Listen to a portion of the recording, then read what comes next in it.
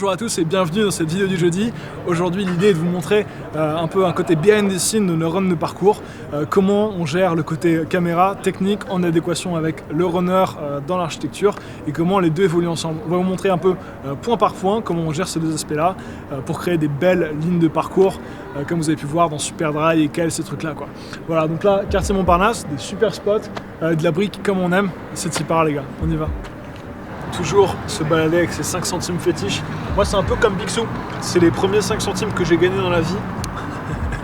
Il faut bien penser à faire son équilibrage avec le poids final, car quelques grammes à gauche et à droite ça peut tout changer. Pourquoi on veut équilibrer le truc le mieux possible? C'est qu'après ça va moins forcer sur les moteurs, ça va être une stabilisation donc plus efficace, on va avoir une meilleure durée de vie du Ronin, enfin une meilleure durée de la batterie quoi. Ok les gars, premier run, donc on va commencer là. C'est toujours important de pouvoir se donner des entrées de champ parce que ça dynamise vachement. Donc là je vais faire une planche, passer au-dessus du muret et descendre. Je pense que là on aura quelque chose d'un peu dynamique. C'est parti. On va y mettre quelques trails et puis voir comment ça se passe du coup.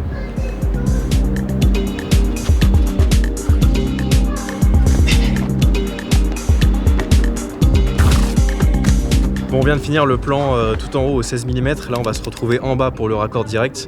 L'idée c'est de faire une contre-plongée qui épouse le mouvement pour le dynamiser. Allez, quand tu veux.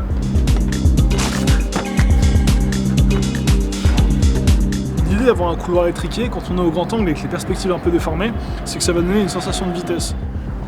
Voilà, assez rapide et moi je suis très près au 16 mm donc il faut que je fasse au mieux en fait pour suivre le mouvement. Donc on va se faire encore je pense 2-3 essais puis on va être bon.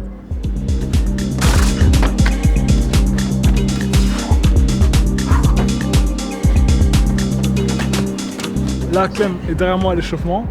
Il fait un mouvement, je crois, assez créatif. Donc on va pouvoir trouver un angle qui l'est aussi. Je pars bien sur la plongée et je remonte. Ok, prêt? Et action! Allez. Merde. Ah non! Le plan était parfait. J'ai glissé sur le doublement. Bon et donc là en fait ce qui est pas évident c'est que c'est deux mouvements qui sont combinés en un seul. Le premier, voilà, une plongée qui tourne et ensuite la caméra qui se redresse pour aller suivre Clément qui sort du champ, voilà. Et ça c'est pas évident à conjuguer parce qu'il faut timer le mouvement pour pas avoir trop d'à-coups et aussi pour que ça marche avec Clem, voilà, qui a son timing à lui. Bon.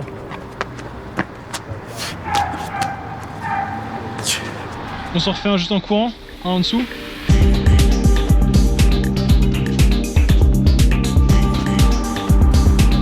C'est un move très sympa, hein, vraiment cool pour commencer tranquillement. D'ailleurs, si vous kiffez le parcours et que vous voulez voir plus de vidéos avec ça, n'hésitez pas à nous le dire tout de suite en commentaire. Et puis là, on part vers le next spot pour faire des montées, descentes un peu plus dans la hauteur.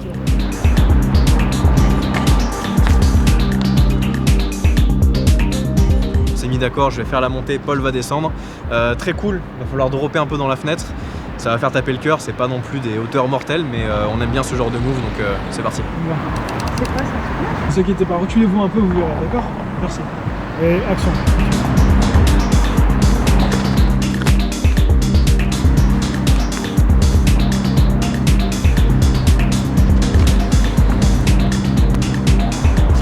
Voilà, ce qui est important de faire, c'est pouvoir dynamiser l'enchaînement. C'est-à-dire qu'on va peut-être commencer avec une focale voilà, un peu resserrée, donc assez zoomée, donc par exemple le 35 en latéral, ensuite partir peut-être sur un 16 qui va venir en contre-plongée, donc contre-plongée c'est vu par en dessous, venir tourner autour de lui, et peut-être on va cutter sur la fin sur un autre 35, peut-être d'un angle un peu différent, pour venir après en post-production rajouter des petits zooms qui vont rajouter cet effet de peps et qui vont nous permettre de coller un peu au mouvement de la musique.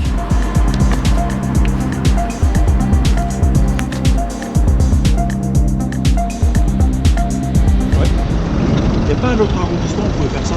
Ouais, écoutez, c'est du sport, personne ne peut faire ça, nous ça fait 15 ans qu'on fait ça. Il y a de l'entraînement, surtout on en parle dans nos vidéos, on explique qu'il faut pas faire pareil que nous. Donc ça on l'explique, il y a un vrai processus, nous ça fait 10 ans qu'on est dessus. Bon, c'est la fin du run, comme vous avez vu, la police aussi, ça arrive souvent qui viennent nous embêter entre guillemets quand on fait ça, on comprend les interrogations qu'ils ont et compagnie.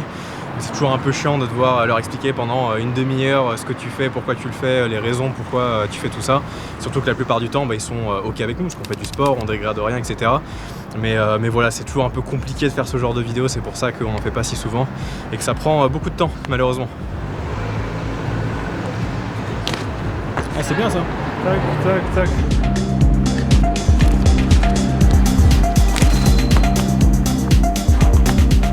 Je vais réessayer plus rapidement, peut-être une sortie et ensuite on ira filmer ce qui est en haut, ce qui sera donc le début du run. Je prends l'escalier, ça me fatigue.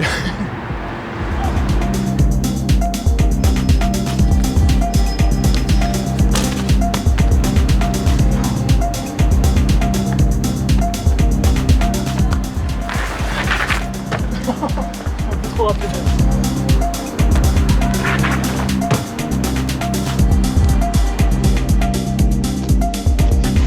Quelque chose qui peut drastiquement améliorer la qualité de votre production, c'est le dynamic range. Le dynamic range, c'est la capacité de la caméra à capturer à la fois les basses lumières et les hautes lumières. Par exemple, si on a un contre-jour avec Clément qui est devant une zone très éclairée, un bon dynamic range, une caméra avec un bon dynamic range pourra avoir à la fois le fond très éclairé et l'ombre sur Clément. Ce qu'il faut retenir, c'est un profil plat qu'on vient ensuite en post-production contraster. Donc choisir où sont les noirs, où sont les blancs, après ça se passe en étalo. Mais l'idée, c'est de se laisser le plus de marge possible à la prise de vue. Bon.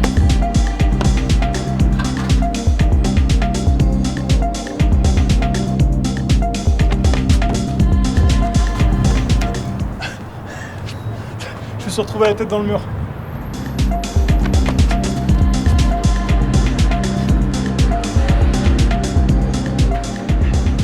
J'arrive pas à être assez rapide sur la partie de transition au milieu. Il faut que je donne un coup de peps un peu plus supplémentaire sur la partie avec la barrière. Et normalement là je pourrais enchaîner pied droit, gauche et partir là-haut. Bon, j'espère que c'est le dernier.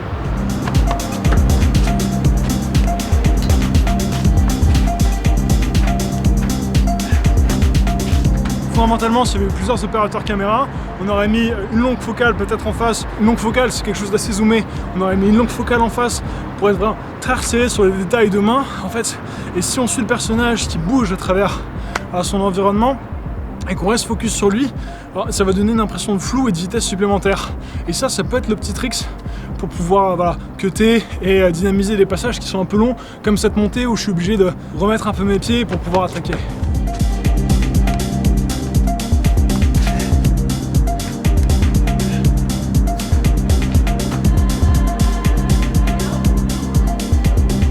C'est comment la fatigue là, Clément?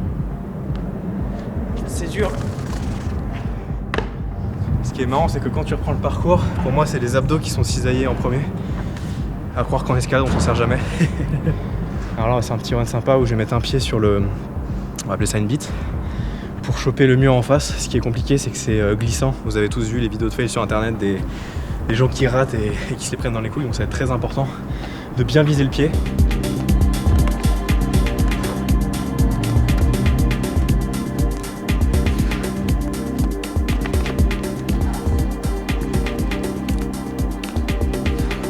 Bon, c'est une fin de tournage pour cette vidéo du jeudi. Il fait nuit. Enfin, bon, j'espère que ce côté un peu behind the scene de ce qu'on peut filmer en parcours vous aura plu. En tout cas, c'est pas évident. Parce que dans la rue, t'es exposé à tous les relous quoi. Ouais non c'est vrai, on s'est fait emmerder de toutes parts par les gens qui ouvraient leurs fenêtres, qu'est-ce que vous faites, machin, ils sont tous curieux à vouloir absolument savoir ce que t'es en train de faire. Ça, plus la police aussi de temps en temps qui nous ont dégagé des spots. C'est pas évident, ça prend beaucoup de temps à tourner. Là en 6-7 heures, je sais pas combien de temps on est resté toute la journée à tourner, on n'a pas eu tant de séquences que ça. Parce qu'il faut imaginer les runs, créer la chorégraphie de l'athlète et de la caméra, c'est pas évident. Bon, je conclurai ça sur une phrase qui est très vraie en l'occurrence de David Bell, qui dit « c'est ce que tu as à dire est pas plus important que ce que j'ai à faire ». Écoute, trace ta route. Trace ta route. Bon, pensez à lâcher un commentaire, à lâcher un pouce bleu et à vous abonner. D'ailleurs, on a reçu pas mal de questions et de gens qui s'interrogeaient comme quoi, même en ayant activé la cloche, ils n'avaient pas les notifications, ce qui est assez grave. Donc vraiment, pensez à vous connecter le jeudi à 18 h précisément. Exactement. Et puis, ça a l'air de rien, mais ces 3 actions-là, elles sont cruciales pour le référencement, pour nous permettre de grandir et proposer toujours des projets intéressants. Bon les gars, je pense que c'est une fin de tour. Ah non, on a oublié un truc.